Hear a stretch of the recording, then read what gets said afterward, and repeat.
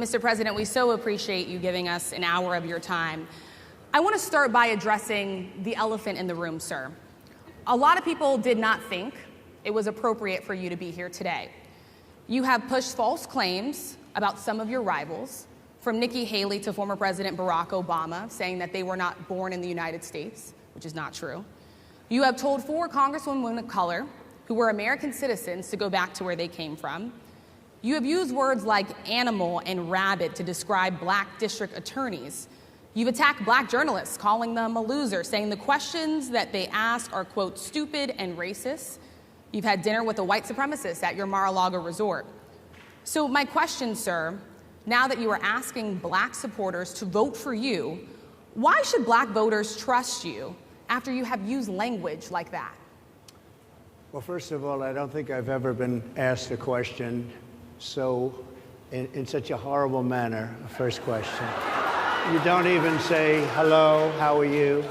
Are you with ABC? Because I think they're a fake news network, a terrible network. And I think it's disgraceful that I came here in good spirit.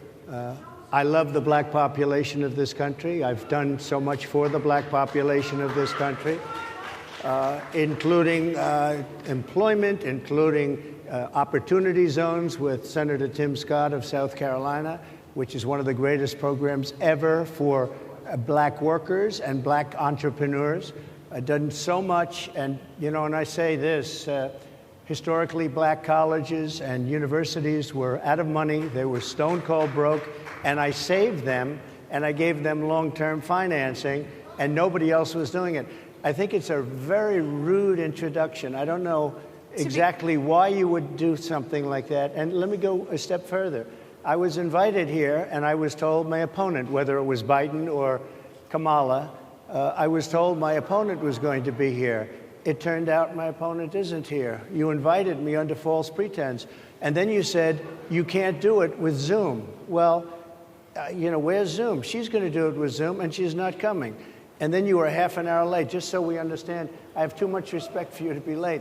They couldn't get their equipment working or something was wrong. Mr. President, I would love if you can answer the question on your rhetoric and why you believe that black voters should trust you with another 4 years. I have been the best president for the black population since Abraham Lincoln. That's my answer. Better than President Johnson, who signed the Voting Rights Act? And for you to start off a question and answer period, especially when you're 35 minutes late because you couldn't get your equipment to work, in such a hostile manner, I think it's a disgrace.